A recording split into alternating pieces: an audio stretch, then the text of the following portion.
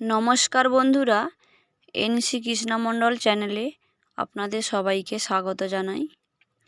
আজকে বানাবো কাঁচকলার কোপ্তা।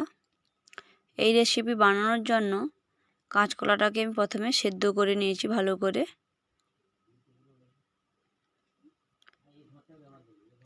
সঙ্গে যে মশলাগুলো লাগবে নিয়েছি, খেসারির ডালটা আগে থেকে ভিজিয়ে বেটে নিয়েছি, টমেটো কাঁচা লঙ্কা বেটে নিয়েছি, পেঁয়াজ বেটে নিয়েছি, আদা রসুনের বাটা নিয়েছি, আলু কেটে নিয়েছি ছোট ছোট করে, ফোড়নের জন্য নিয়েছি শুকনো লঙ্কা, সাদা জিরে, তেজপাতা।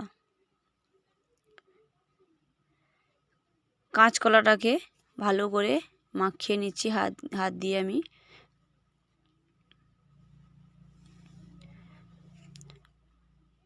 ভালো করে মাখিয়ে নিয়েছি কাঁচকলাটাকে, একটুও দানা নেই। এর মধ্যে খেসারির ডালের বাটাটা দিয়ে দিচ্ছি।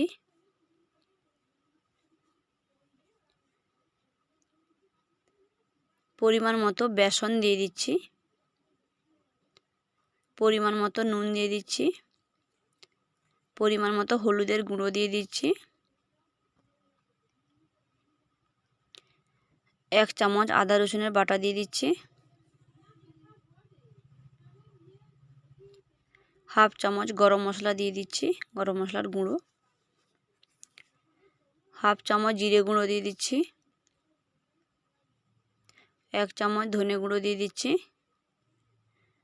1/2 চামচ লঙ্কার গুঁড়ো দিয়ে দিচ্ছি। ভালো করে সব উপকরণগুলোকে একসঙ্গে মাখিয়ে নিচ্ছি।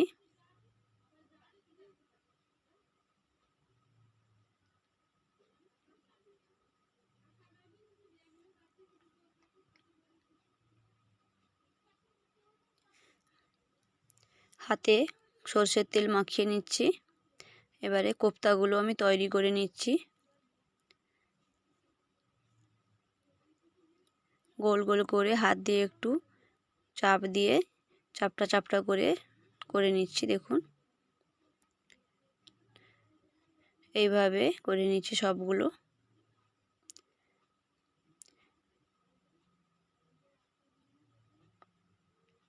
ডোটা যদি পাতলা বা জল জল ভাব থাকে তাহলে কেউ চাইলে ময়দাও দিতে পারেন।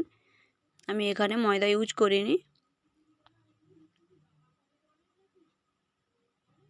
এইভাবে করে সবগুলো উপকরণগুলো সবগুলো কোপ্তাগুলো তৈরি করে নিয়েছি। দেখুন,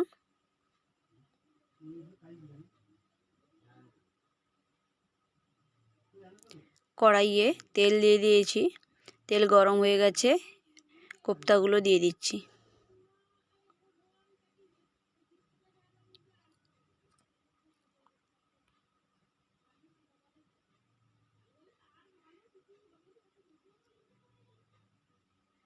কোপ্তাগুলোকে দুদিকে লাল লাল করে উল্টে পাল্টে ভেজে নিচ্ছি।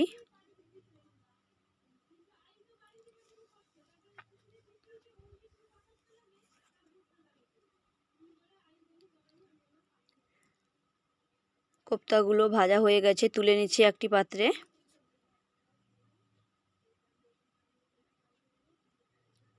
দেখতে পুরো চপের মতন লাগছে, দেখতে খুবই সুন্দর লাগছে।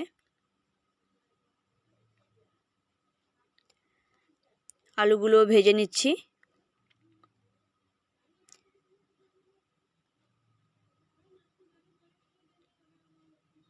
হাফ চামচ নুন দিয়ে দিচ্ছি।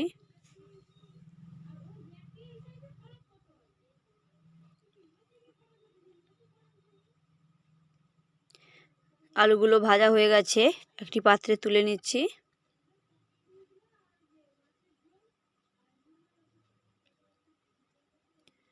ওই তেলের মধ্যে শুকনো লঙ্কা, জিরে, তেজপাতা দিয়ে দিচ্ছি, পেঁয়াজ বাটা দিয়ে দিচ্ছি,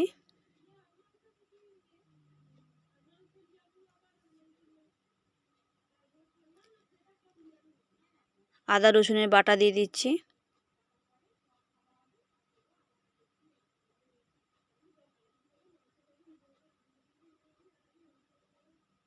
কাঁচা লঙ্কা টমেটোর বাটাটা দিয়ে দিচ্ছি।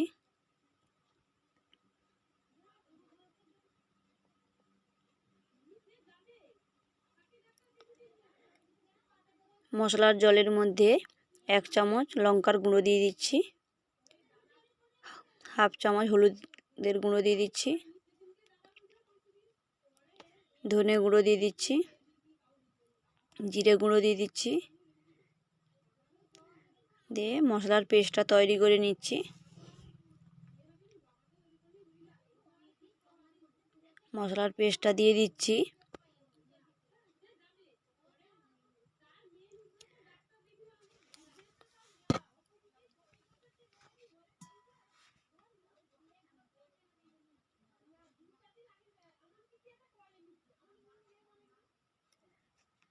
পরিমাণ মতো নুন দিয়ে দিচ্ছি।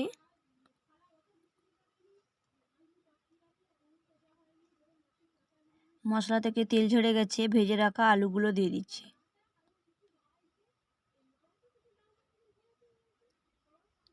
পরিমাণ মতো জল দিয়ে দিচ্ছি।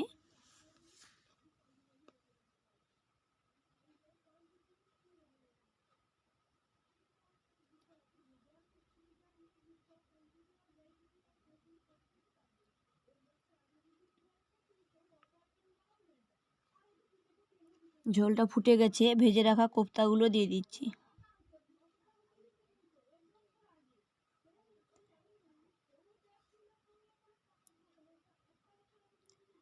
এক চামচ মিট মশলা দিয়ে দিচ্ছি উপর দিয়ে।